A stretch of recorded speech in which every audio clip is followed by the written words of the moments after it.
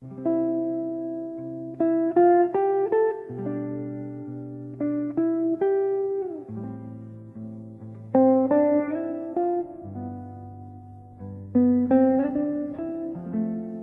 a world saturated with noise and rhetorical excess, Lalu Metev remains deliberately silent, not due to a lack of insight or conviction. On the contrary, his words are as precise and cutting as glass, yet always carefully weighed. He does not deploy phrases for effect, but measures them in pursuit of truth. And when he speaks, his statements resemble not verdicts, but diagnoses. Metev does not engage in argument for the sake of victory. He does so in pursuit of justice. For him, justice is not a slogan or an ideological ornament, but a state of being, a spiritual and ethical disposition reached gradually through reflection, doubt, humility, and at times, silence. He's among those who do not profess belief in human perfection, but insist on the possibility of integrity, the possibility that one might, at least once, act with full honesty, if not before others, then before oneself.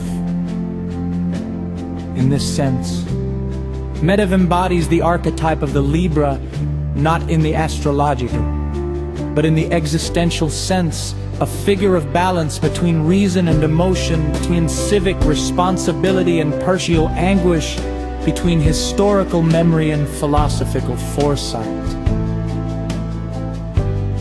He remembers, even and especially when there is incentive to forget. He remembers when he is lied to and when he is met with silence. For Metev, silence itself is expressive, a form of ethical and political speech,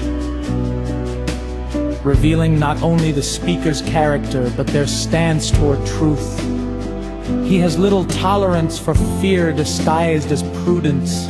His commitment to language and history is not nostalgic but rigorous. It demands engagement, accountability, and depth. The texts he produces do not console, they provoke. They raise questions of existential weight, such as, who are you when no one is watching? What remains when everything has been given? His public writing resists sensationalism. It interrogates myths, recovers occluded truths, and re-evaluates events and figures with clarity and depth. Metev's concern is not whether he is approved of, but whether he is genuinely understood in substance, not in form. When he returns to a subject, as he often does, it is not to reiterate or assert, but to re-examine, to refine, and to distinguish anew between truth and suggestion, between essence and appearance. Libra, not a sign, but a nature, a conscience, a question, and a response held in tension, yet inseparable.